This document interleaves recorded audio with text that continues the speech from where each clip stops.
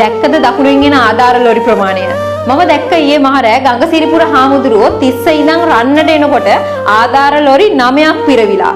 මහරෑ 10ට 11ට 12ටත් මිනිස්සු තම තමන්ට පුළුවන් විදියට ආධාර දෙන්න පොලිමේ. පටන්ගෙන දැන් තාම අපිට මාතරටවත් යන්න බැරි වුණා. හම්බන්තොටයි මාතරයි අතර මැද රන්න කියන නගරයට තමයි අපි මේ වෙලාවේ ඇවිල්ලා ඉන්නේ. අපිට හිතා ගන්නවත් බැරි මහා ජනකායක් පැය ගණනාවක් තිස්සේ මේ රන්න කියන ප්‍රදේශයේ එකතු වෙලා ඉන්නවා. අපිට දැන් තරුණ පිරිසක් තනිකර ලොරියක් වෙනම බාර දුන්නා. ඇත්තට මේවා ඇස්වලට කඳුළු වෙන සිද්ධි. දකුණේ හැම හන්දියක් ගානෙම ආධාර එකතු කරන මධ්‍යස්ථාන.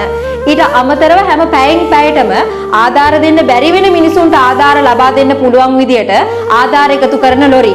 වැඩේ කියන්නේ ඒ හැම ලොරියකම ආධාර පිරවිලා. ඕට්ටු ඕනි කියලා එක නිවුස් එකයි ගියේ මාතර ගාල්ල මිනිස්සු තම තමන්ගේ පෞද්ගලික වියදමින් වෝට්ටු අරගෙන ලොරිවල පටවගෙන තම තමන්ට පුළුවන් විදියට උදව් කරන්න තම තමන් පිටත් වෙලා ගියා.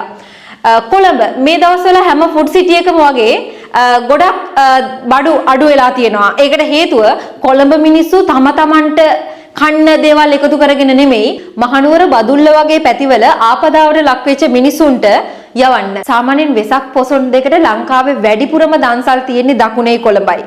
මෙච්චර දන් දෙන්න පුරුදු වෙන්න ඒවත් හේතු වෙන්නේ නැති.